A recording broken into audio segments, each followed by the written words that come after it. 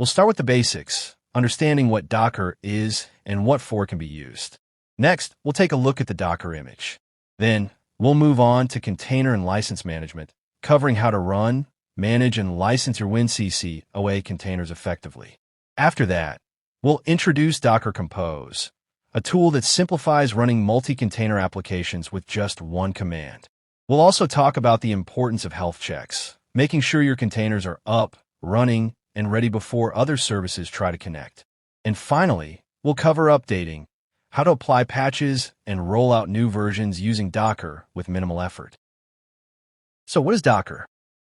When you run software the traditional way on a server, it often depends on specific versions and patches. This can make failures hard to reproduce in another environment.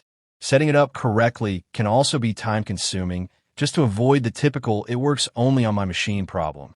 On top of that, using a single server environment doesn't scale easily, which can lead to additional costs. With virtual machines, you can scale by running multiple VMs on a single host. This makes installations more portable. However, virtual machines use a lot of system resources and create significant overhead due to the need to run multiple full operating systems. How can we get a lightweight portable installation? The answer could be Docker. Docker is a platform that allows you to develop, transfer, and run applications using containers. A container includes only the essential software components needed to run your application. It's lightweight and doesn't require a separate operating system kernel, making it much more efficient compared to virtual machines.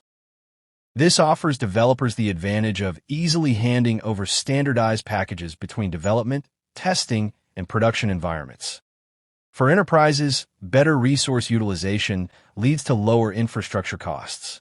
It also enables the shift from monolithic applications to smaller, scalable components. Just think of a large streaming service that needs to adapt in real time to changing customer demand. In such cases, fast and dynamic scaling becomes essential. Docker contains of the following components: the client interface via command line or graphical. A daemon is the central service to manage your lifecycle of container and images. It reacts, for example, on start or stop requests. Images are like DVD-prepared, reusable software components. Docker registry, the place to get prepared images. Containers are the instances of images. Volumes are mounted storage or folders for data persistency. Networks define the network access between containers. Let's start with the Docker client. Using the command line interface, you can run Docker commands to interact with the Docker daemon. For example, the command docker ps shows a list of all currently running containers.